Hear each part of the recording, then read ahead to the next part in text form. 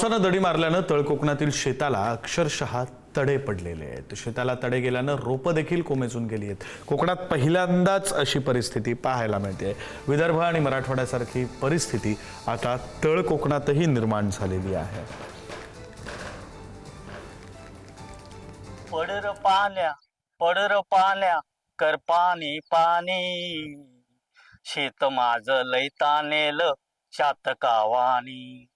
प्रल्हाद शिंदेच्या या ओळी खरं तर प्रल्हाद शिंदेने हे ज्या गाणं लिहिलं त्या त्यांच्या डोळ्यासमोर विदर्भ, मराठवाडा किंवा पश्चिम महाराष्ट्रातला दुष्काळ असेल, परंतु या ओळी आता हुबेहूब कोकणात सुद्धा लागू पडतात।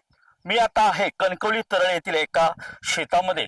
आपण पाहू शकता की या गाण्यामध्ये जशा ओळी आहेत तशा पद्धतीचं चित्र या शेतामध्ये तयार झालेलं आहे।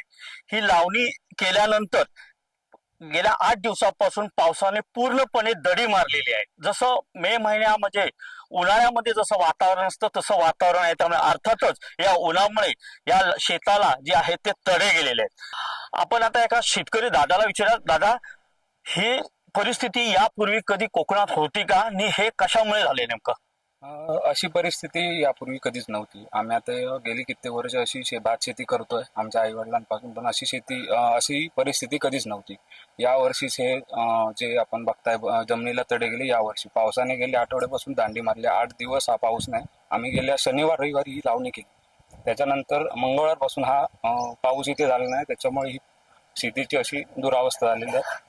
आणि जर पाऊस असा जर झाला नाही तर ही परिस्थिती गंभीर होऊ शकते आणि हे भात शेतीचं आम्हाला नुकसान होऊ शकते। दुबार पेरणी करावी लागेल। दुबार पेरणीसाठी पण पावसाची आवश्यकता असणार आहे आपल्याला। जर पाऊसच नसेल तर आपण दुबार पेरणी पण करू शकत नाही आणि केलेल्याचं पण नुकसान आहे। महेश सावंत, फुडारी न्यूज, सिंधुदुर्ग।